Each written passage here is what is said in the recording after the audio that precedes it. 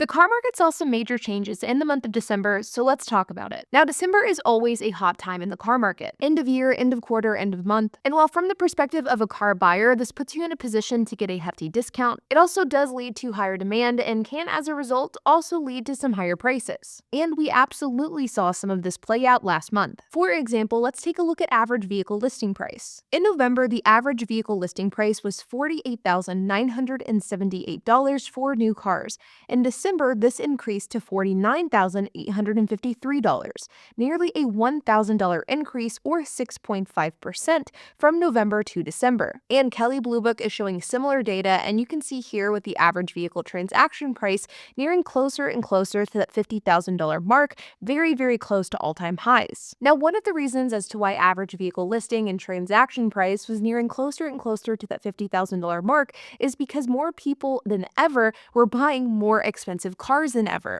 In fact, according to reports, cars priced at over $80,000 made up 5.6% of total vehicle sales in December, which is the highest amount ever reported. Pickup trucks also reported strong sales, with the average price of these pickup trucks being sold at an astronomical $64,261. But despite near record high prices, vehicle inventory was still being sold very, very well. In fact, in November, we saw inventory at the highest level we've seen since the pandemic at 3.15 million units, which equates to an 85-day supply. But in December, this dipped down to 2.88 million units and a 75-day supply. So no doubt quite a lot of movement there. And so while cars were still extremely expensive, inching closer to those record high prices, people still were buying cars. In fact, according to Edmunds, 1 in every 5 car buyers in Q4 of 2024 are paying over $1,000 per month for their new car purchase. And so at least in the month of December, high car prices, high listing prices, this did not stop consumers from purchasing cars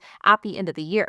Now, while the overall car market did see inventory declines last month, not all automakers did. In fact, there was one automaker that saw inventory increases from November to December, and while there were others that saw decreases, their inventory is still far, far higher than the average and from competitors in the space. For example, Dodge saw an inventory increase from 111 days supply in November, notably above the average day supply, to 122 days supply in December. But there are two other very clear losers, and those losers are Lincoln and Jaguar. Now, we don't have the exact amount of inventory that Jaguar has, since they are just stated as having over double the average, which means that they have over 150 day supply. But Lincoln has 146 day supply, which is actually less inventory than they had in November, but still an insane amount of inventory and well above the average for the market and significantly higher than other automakers and comparable cars in the luxury space. The lesson here is that if you want a Lincoln or a Jag, you can no doubt get some hefty discounts. But these three automakers aside, many automakers saw a lot of inventory leave their lots,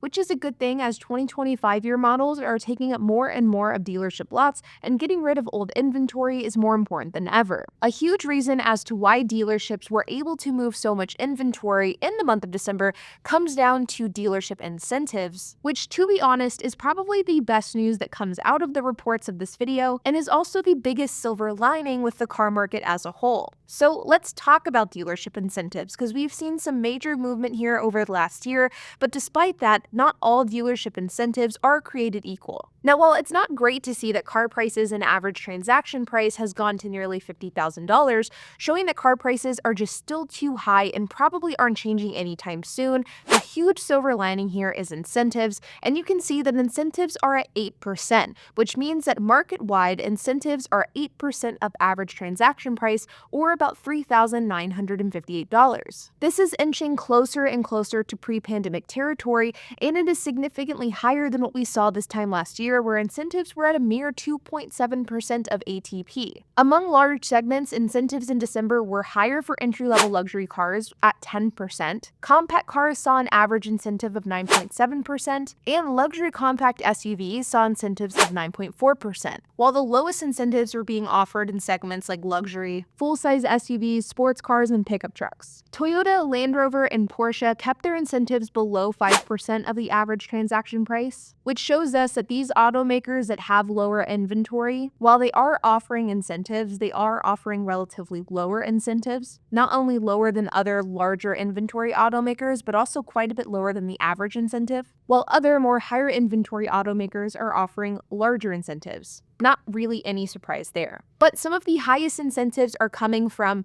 probably no surprise to you, electric vehicles, which on average are offering a 14% incentive, well above the average. So while the car market is still very, very expensive, the market as a whole is still looking very strong. At least this is the case in the month of December, but we will no doubt see a shift this month in the month of January, because generally speaking, January is a significantly slower month for car sales and for dealerships compared to December, whenever it's one of the hottest times of the year. Now, if you've seen my channel before, then you know that I am not a fan of buying new cars. If you've watched any of my videos, then you know that I in many cases equate buying a new car to flushing tens of thousands of dollars down the toilet. And there are few exceptions to this rule, but I do think it's important to emphasize that I do believe exceptions do exist. But I know that there are also people that are just hell-bent on buying new cars, and so if you are someone who is wanting to buy a new car, then believe it or not, right now isn't the worst time to do that. I will die on the hill that new car prices aren't going down anytime soon, and if you are a new car buyer who is waiting for new car prices to crash,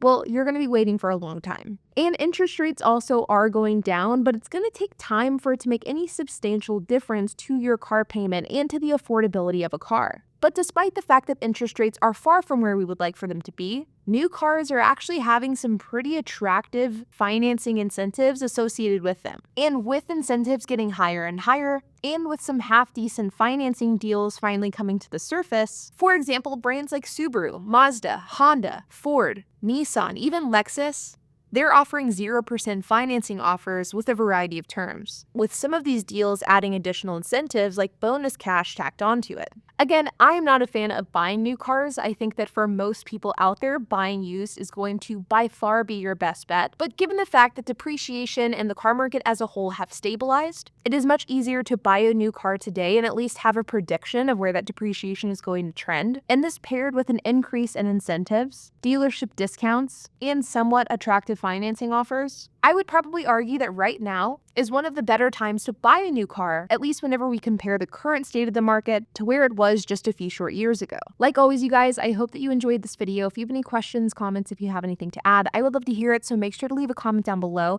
And while you guys are at it, make sure to hit the like button, hit that subscribe button, and hit the notification bell, and I will see you guys in the next video.